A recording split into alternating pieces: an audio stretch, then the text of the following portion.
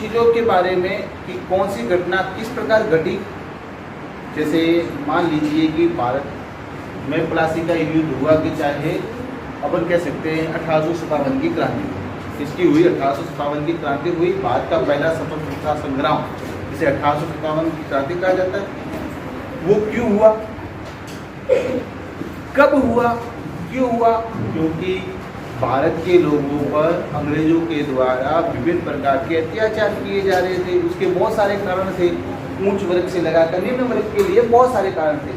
जैसे राजा महाराजा के लिए तो वो कारण था कि उनमें बोझ निषेध प्रदान लगा दी गई थी, डॉक्ट्रिन ऑफ डेप्थ नीति, जिसके तहत यदि किसी के भी बच्चा राजा का बच्चा नहीं होगा तो उसके राज्य को अंग्रेजी कंपनी के शासन के अधीन कर लिया जाएगा। तो झांसी, सतारा, अवध, इस प्रकार इन क्षेत्रों पर क्या किया था, अंग्रेजी कंपनी ने कब्जा किया था। तो उसका गुस्सा था लोगों में। एक तो कारण था वो 1857 की क्रांति का वो कारण था। तो वो क्यों हुआ, ये कैसे क्यों हुआ, कब हुआ कि 1857 में वो घटना घटी। कहाँ घटी, तो उसकी अलग अलग जगह होगी। कोई झांसी में घटना घटी होगी, तो राजस्थान में नीमच, नसीराबाद, वहाँ उस क्षेत्र में घटी। तो अलग अलग क्षेत्रों में वैसे मंगल पांडे का विद्रोह अलग रह गया, महारानी लक्ष्मीबाई का विद्रोह अलग रह गया, तात्या टोपे का विद्रोह अलग रह गया, आहुआ के ठाकुर कुशाल सिंह चंपावत का जो विद्रोह है वो अलग जगह रह गया।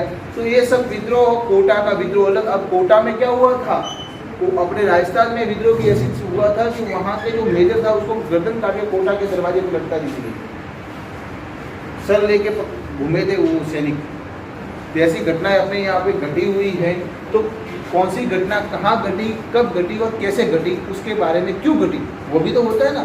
किसी भी चीज़ के लिए बिना कारण तो कोई चीज़ होती ही नहीं। आप रास्ते में जा रहे होते हैं तो किसी बिना कारण से किसी का झगड़ा हो सकता है, नहीं हो सकता।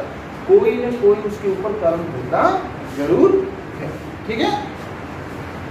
हाँ, कारण ये हो सकता है किसी एक व्यक्ति का जो अहंकार है, किसी एक व्यक्ति का जो वो सोचता है कि मैं सुपर हूँ, वो कोई दूसरा है जो सामने वाला वो कमजोर है, वो उसकी वो सुपरियरिटी नहीं मान रहा है। वो कह रहा है भाई मैं तो तुझे सुपर नहीं मानता, तू तेरे घर पे खाना खा रहा है, मैं मेरे घर पे खाना खा रहा हूँ, मैं तेरी बात क्यों सुनूं, मैं तेरी बात तू ताकत वाला हुआ, पैसों वाला हुआ तो मैं क्यों मानूं तेरी बात। कोई किसी की सुपरियरिटी स्वीकार नहीं करता तो वो बड़े जो पैसों वाला होगा, जो ताकत वाला होगा, उसका क्या होगा, जो अहंकार होगा, घमंड होगा, वो चूर चूर हो जाएगा। फिर वो क्या करेगा, उससे झगड़ा करेगा। तो ये झगड़े का हो गया कारण, क्योंकि सामने वाले ने उसके अहंकार को नहीं माना। तो किसी भी चीज के लिए उसकी पीछे के कोई कारण जरूर होता है। क्यों हुआ वो कारण यही होता।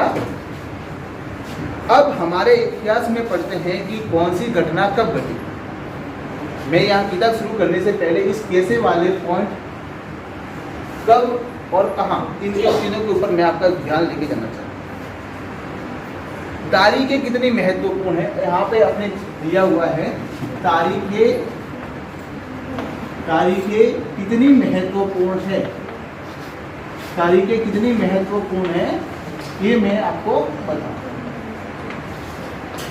अब हमारे सामने ये प्रश्न बनता है, सभी भाइयों के सामने प्रश्न बनता है कि सर ये तारीखें क्या है, ये तारीख आई कहाँ से।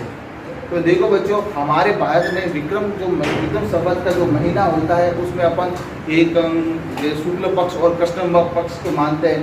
जैसे गुजरात राज्य में तो वो शुक्ल पक्ष से अपना एकम वाला जो टाइम गिनते हैं, और अपने यहाँ पे कृष्ण पक्ष से गिनते हैं एकम वाला टाइम, उससे भी महीना स्टार्ट करते हैं। राजस्थान में कृष्ण पक्ष से महीना स्टार्ट करते हैं और गुजरात में शुक्ल पक्ष से महीना स्टार्ट करते हैं। तो अपना महीना पूरा होता है पूनम को और उनका महीना पूरा होता है अमावस।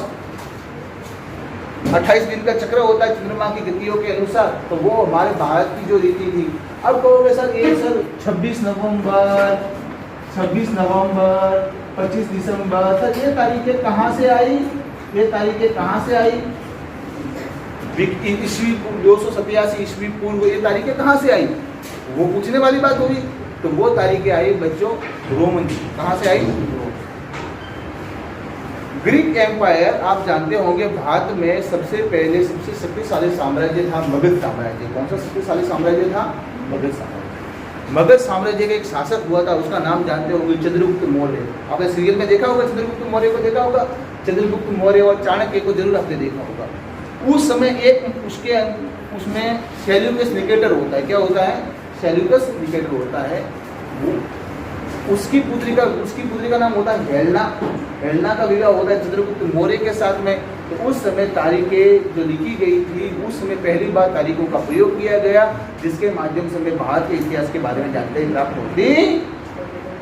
ठीक है, आप इसके बारे में ज़्यादा जानना चाहते हो तो वीडियो नीचे आप जरूर देख सकते हैं। मौर्य काल के बारे में भी मैंने आपको जानकारी नीचे दी गई है वीडियो के नीचे।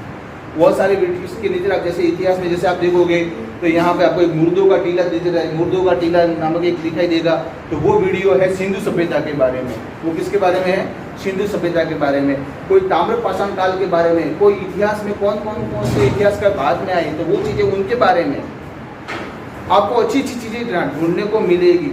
कि हमने जैसे दयाराम साहनी को पढ़ा, तो दयाराम साहनी के साथ में बहुत सारी चीज़ें आप वीडियो को देखिए, पढ़िए और समझिए। ठीक है, उसको भी खोलिए, उसको समझना क्या बताया जा रहा है। एक वक्त था जब इतिहासकार तारीखों के जादू में खोए ही रहते थे।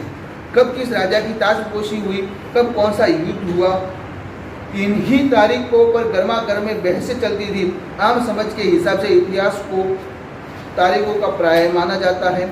आपने भी लोगों को कहते हुए सुना होगा, इतिहास तो बहुत उबाऊ है भाई, बस तारीखें रटते चले जाओ। क्या इतिहास के बारे में यह जानना सही है? क्या यह जानना सही है? अब सबसे पहला प्रश्न ये बनता है कि हमें इतिहास क्यों पढ़ना चाहिए? हमें भाई महाराणा प्रताप काम करके गए तो गए, अकबर ने किया तो किया, शिवाजी ने काम किया तो किया, हमें पढ़ने की क्या आवश्यकता है? अंग्रेज आए तो आए भी और चले भी गए, अब उसके बारे में पढ़ने से क्या मतलब? बहुत बार सुनते नहीं सुनते, ये याद करने की क्या जरूरत है? अभी का याद करो, नरेंद्र मोदी जी क्या कर रहे हैं वो याद करो। लेकिन बच्चों, इतिहास हमें सिखाता है कि पिछले जो समय में जो अच्छे काम हुए थे वो किन वजह से हुए थे, पिछले समय में जो नुकसान हुआ था वो किन वजह से हुआ था। वो इतिहास पढ़ने से वो चीज़ें क्या आती है? समझ में आती है। क्या आती है? समझ में आती है। मान लीजिए अपन कहते हैं कि भारत, हमको इतिहास पढ़ने की जरूरत क्यों है? इतिहास पढ़ने की जरूरत इसलिए कि भारत अंग्रेजों का गुलाम क्यों बना। ये जब तक कारण समझ में नहीं आएगा, मान लो हो सकता है अभी कोई विदेशी कंपनियां भारत पर कब्जा करने की कोशिश कर रही हो ईस्ट इंडिया कंपनी की तरह से, तो क्या हम उसके बारे में जान तो पाएंगे ना? वो के वही कारण अपने सामने नजर आएंगे।